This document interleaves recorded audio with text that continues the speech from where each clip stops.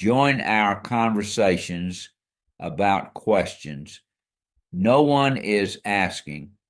Pappy, how was your house furnished? Ben, the living room was furnished with Naugahyde chairs and a couch. Our first television was in the living room around 1956. Before we got our own Admiral television, we visited Pappy Herrings on Fridays to watch TV. When Daddy bought our first television, he kept it a secret. We were gathered on the back porch around the well curb when Mother asked, "Do you want to hear a secret?" She whispered the secret to each of us that we were getting our own television. It was a happy occasion to watch television in our own house. It meant that we didn't invade Pappy and Granny Herring's privacy, and we didn't have to ride home late at night in that open Jeep that was so cold. At this late date, I'm wondering if Pappy bought that TV so we could stay home on Friday night. Pappy, did your father encourage your love for books? Sam, my daddy, built a bookcase made of pine boards in the wall of the living room where he kept a collection of books. He enrolled in mail order book clubs that sold children's books and fix it type books. He also subscribed to the Reader's Digest condensed books. I learned to love books because my dad invested in them. At that time, it might have seemed a luxury or foolishly spending money, but I have profited from the pine paneled bookcase in our living room, which promoted the value of books and reading, and which always leads to learning. Pappy, what was it like at the dinner table? First of all, Kaylin, we ate supper together.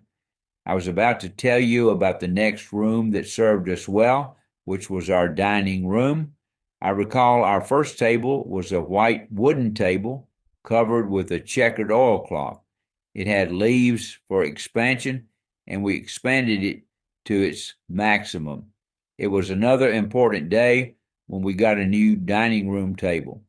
Our new table featured a sleek, rose-colored top with chrome accents around the edges and chrome legs. It was just right for us. The table was tightly fitted in a small room, no larger than 8 by 10. The dining room was connected yet on one side to the living room, and another door led to the kitchen. In that little room was a chest that Mother had had for years. I never knew what, if anything, the chest held. It was a presence that always seemed to be under the windows opposite the kitchen, but I never remember being curious enough to ask what it had or to take a sneak peek when no one was there. On the wall next to the kitchen was an old Victrola that Daddy bought for 50 cents.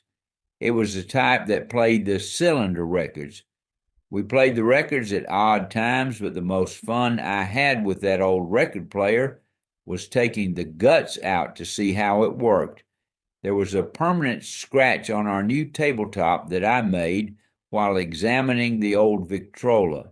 The mark on that table is like so many things along life's way that remind us of things that we did when we shouldn't have. I have that Victrola. You can understand how close our family was by the size of the rooms and what we managed to fit into such a small area. Our meal times were very important. There was a lot of conversation, sometimes erupting into laughter or tears, depending on the day's activities, whether they were good or bad. Daddy always sat at the head of our table. Even before he publicly declared his faith, he always prayed at meal times, not at any other time, but always at mealtime. Mother sat at the end of the table next to him so she could get out of her seat into the kitchen easily. Daddy demonstrated to his boys that a man could and should assist his wife around the house. He always helped his mother by washing the dishes, and she would dry them and put them away in the cabinets. I'm sure that Many of their conversations at these times centered on how we were going to survive. Even though our table and room were small, they were always large enough for a friend to join us for a meal.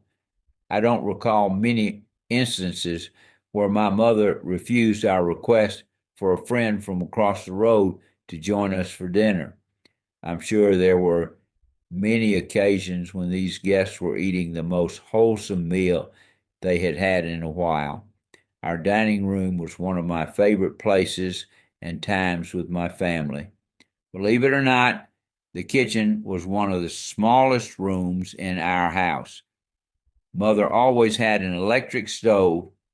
We heated our house with kerosene for many years before getting butane gas, so the electric stove was her only option for years. Butane was a costly product, so she continued with her electric stove. Near the stove was the white enamel cabinet that held our food and cooking utensils. As I recall, this cabinet was built with a bin that contained flowers.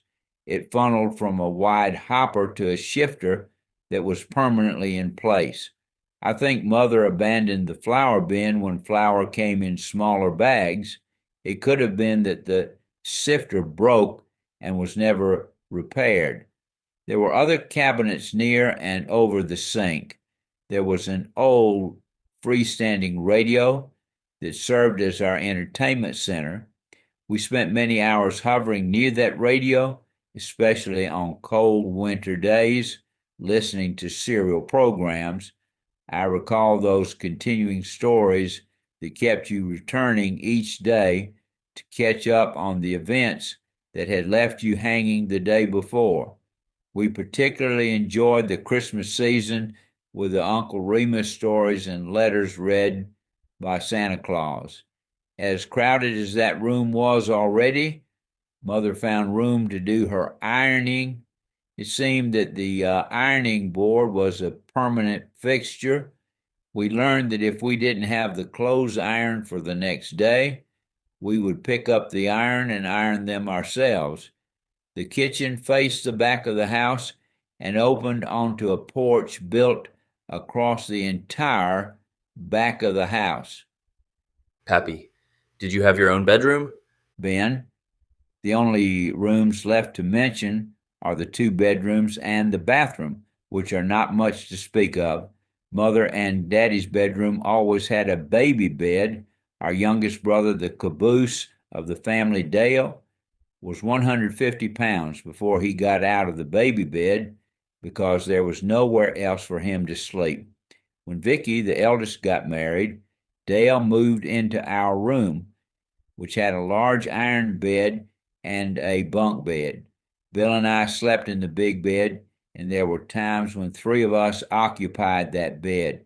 You know, as I think about it, I'm not sure where everyone slept. As I do the math, it doesn't seem possible that there were enough beds to go around, but we managed somehow